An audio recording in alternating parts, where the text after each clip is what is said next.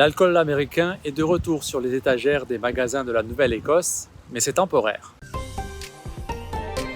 Bonjour et bienvenue dans votre vidéo journal. Le gouvernement de la Nouvelle-Écosse annonce qu'il va remettre sur les étagères le reste de son stock d'alcool en provenance des États-Unis, mais les bénéfices nets serviront à financer les banques alimentaires, puisque ces bénéfices, estimés à près de 4 millions de dollars, seront reversés à Feed Nova Scotia et à d'autres organisations alimentaires communautaires.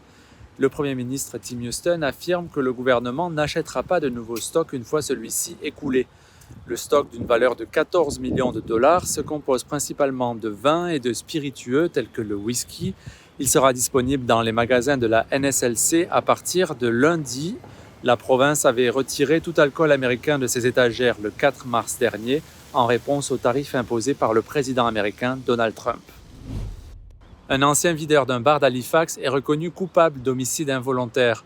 Le juge de la Cour suprême de la Nouvelle-Écosse, James Chipman, a rendu sa décision mercredi dans l'affaire d'Alexander Levy, qui était accusé de la mort de Ryan Sawyer, 31 ans, le 24 décembre 2022.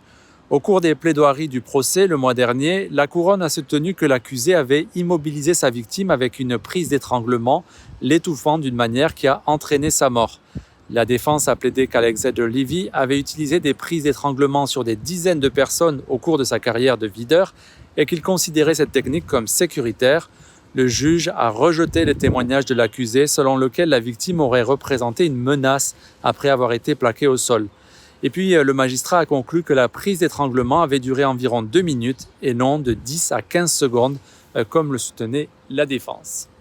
Voilà, et pour en savoir plus, rendez-vous sur l'application Radio-Canada Info. Bonne journée.